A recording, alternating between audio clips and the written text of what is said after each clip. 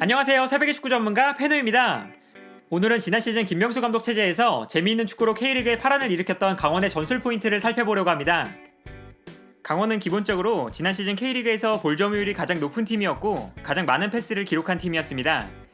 이처럼 강원이 볼을 소유한 상태에서 경기를 풀어나가는 방법에 대해 고민하는 팀이었던 만큼 강원의 전술 포인트 또한 볼을 소유하는 방법에 존재했는데요. 먼저 강원은 공격 상황에서는 4-5-1, 수비 상황에서는 오른쪽 측면에 배치된 선수가 후방으로 내려오면서 5-4-1의 형태를 만들 때가 많고 상황에 따라서 이 두 전형을 유동적으로 활용하게 됩니다. 그리고 두 개의 전형을 유동적으로 활용할 때 눈여겨봐야 하는 부분은 오른쪽 윙백 혹은 오른쪽 측면 미드필더에 해당하는 선수와 오른쪽 중앙 미드필더라고 할 수 있습니다.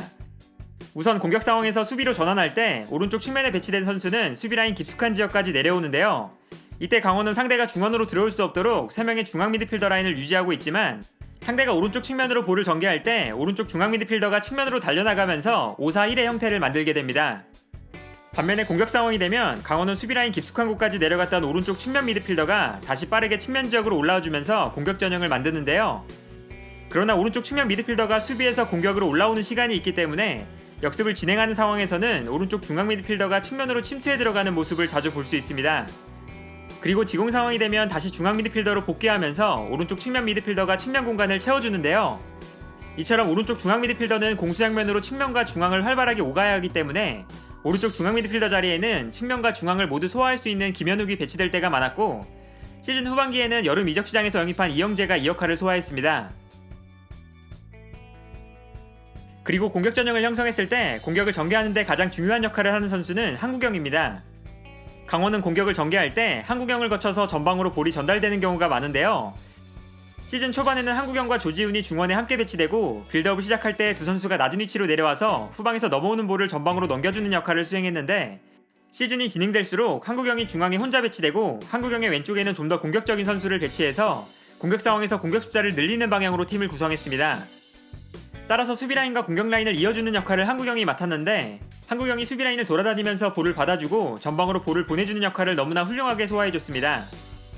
기록을 봐도 한국영은 지난 시즌 K리그에서 압도적으로 가장 많은 패스를 기록한 선수였고 특히 이 중에서도 전진 패스를 리그에서 가장 많이 기록한 선수였습니다. 그만큼 강원은 볼을 전개할 때 한국영을 거쳐가는 플레이가 굉장히 많았는데요. 그러나 한국영을 중심으로 볼을 전개하는 만큼 당연하게도 강원을 상대하는 팀들이 한국영을 집중적으로 압박할 때가 많아졌습니다. 따라서 김병수 감독은 한국영에게 집중된 압박을 분산시키고 한국영을 거쳐가지 않더라도 볼을 전진시킬 수 있는 방법을 계속해서 발전시켰는데요. 기본적으로 한국영이 압박을 받을 때 중앙 수비수가 과감하게 전진해서 볼을 전개하거나 중앙 미드필더들이 낮은 지역까지 내려와서 볼을 받아주기도 하고 중앙 미드필더들이 상대의 미드필더들을 끌고 올라가면 최전방 공격수가 내려와서 볼을 전개하는 모습도 자주 보여줬습니다. 그리고 강원의 빌드업 상황에서 가장 재미있는 부분은 공격 상황에서 좌우 측면 수비수가 중앙으로 들어오면서 빌드업에 참여하는 상황이 많다는 것입니다. 측면 수비수들이 중앙으로 움직여서 순간적으로 중원의 선수 숫자를 늘려놓고 한국영이 압박을 받을 때 직접 볼을 전개하는 모습을 보여주는데요. 특히 오른쪽 측면 수비수는 수비 상황에서는 중앙 수비수, 공격 상황에서는 측면 수비수로 배치되었다가 중앙으로 들어오기도 하고 상황에 따라서는 오버래핑을 통해서 공격에 가담해야 하는 만큼 경기에 대한 이해도가 높은 선수여야 했고 시즌 초반에는 오범석이 부상으로 빠진 이후에는 신광훈이 이 자리에서 좋은 활약을 보여줬습니다.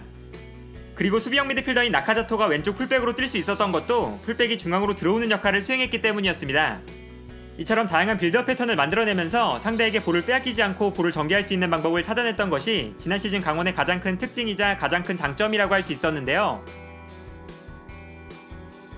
그리고 볼을 소유한 상황에서 강원의 공격 패턴을 보면 강원은 전방에 위치한 5명의 선수가 끊임없이 자리를 바꿔가면서 상대 수비를 혼란스럽게 만드는 모습을 보여줍니다.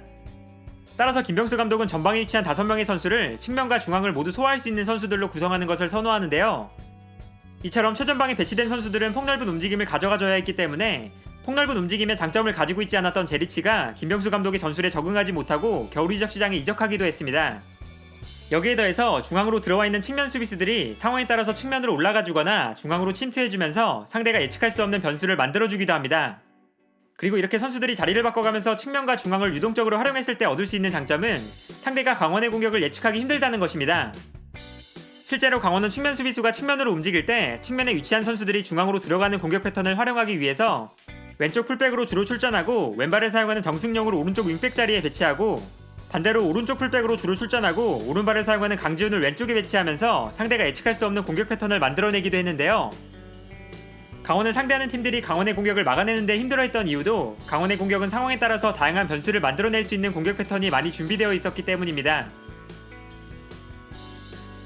그러나 강원은 전방에서 많은 선수들이 위치를 자유롭게 바꾸기 때문에 수비로 내려오는 상황에서는 순간적으로 자신의 자리를 찾아가는데 다소 어려움을 겪을 수밖에 없는데, 이때 수비 조직의 혼란을 막기 위해서 중요한 것이 공격을 시작할 때 측면 수비수들이 중앙으로 들어오면서 만들어내는 5명의 선수 블록입니다.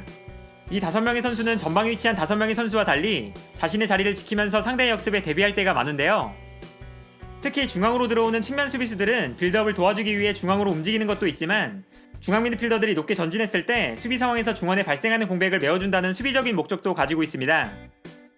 하지만 지난 시즌 강원의 수비는 완벽한 모습을 보여주지 못했는데, 측면 수비수들이 중앙으로 들어왔을 때 상대가 측면 공간을 노리고 공격을 전개하는 경우가 많았고, 중앙으로 들어온 측면 수비수들이 중원에서 상대의 공격을 차단하지 못했을 때 순간적으로 측면 공간이 허물어지면서 수비가 흔들리는 모습을 보여줬습니다. 강원이 지난 시즌 K리그에서 3번째로 많은 득점을 기록하는 좋은 공격력을 보여줬지만, 반대로 실점은 뒤에서 3번째로 많은 팀이었기 때문에 이번 시즌을 준비하면서는 공수의 밸런스를 찾아가는 것이 강원의 가장 큰 목표 중 하나일 텐데요. 따라서 이번 겨울 이적 시장에서는 윤석영은 임대 계약이 만료되면서 발렌티노스는 계약 만료로 팀을 떠났지만, 기본적으로 임채민, 신세계, 최광훈, 그리고 이병욱과 김영빈까지 수비 자원을 무려 5명이나 영입하면서 지난 시즌 아쉬웠던 수비력을 보강하려는 모습을 보여주고 있습니다. 특히 임채민과 신세계는 김호규와 함께 중앙 수비 라인을 구성할 것으로 예상되고, 신세계의 경우에는 측면 수비수와 중앙 미드필더를 모두 소화할 수 있는 자원이기 때문에 지난 시즌 오범석과 신강훈이 보여줬던 것처럼 3백을 사용했을 때 오른쪽 중앙 수비수로 출전하면서 오른쪽 측면 수비수 그리고 중앙 미드필더의 역할까지 모두 자연스럽게 소화해줄 것으로 예상됩니다. 또한 공격 라인에서는 정조국이 팀을 떠났지만 고무열과 김승대가 영입되면서 공격 라인을 착실하게 보강했다는 평가를 받고 있습니다. 특히 고무열과 김승대가 공격 라인에 배치되면 측면과 중앙을 활발하게 오가면서 플레이하는 선수들인 만큼 강원의 공격 스타일에 굉장히 적합한 영입이라고 할 수 있는데요. 여기에 더해서 지난 시즌 아킬레스건 파열로 시즌 초반부터 경기를 뛸 수 없었던 정석화가 팀에 돌아오고, 지난 여름 이적 시장에서 영입한 이영재와 나카자토가 본격적으로 팀에 녹아들 예정이기 때문에 이번 시즌은 조금 더 발전된 모습의 병수보를 확인할 수 있지 않을까 합니다. 오늘은 이처럼 강원에 대해서 간략하게 살펴봤는데요. 지난 시즌 K리그에서 가장 재미있는 축구를 보여줬던 강원이 과연 이번 시즌에는 어떤 모습을 보여줄 수 있을지 이번 시즌 K리그가 기다려지는 이유가 아닐까 합니다. 그리고 K리그 채널에는 지난 시즌 강원이 포항에게 5대4로 기적적인 역전승을 일궈냈던 경기에 대한 분석 영상을 업로드해놨습니다. 시청하고 싶으신 분들은 K리그 채널에서 영상을 시청해주시면 감사하겠습니다. 오늘 영상은 여기까지고요. 시청해주셔서 감사합니다.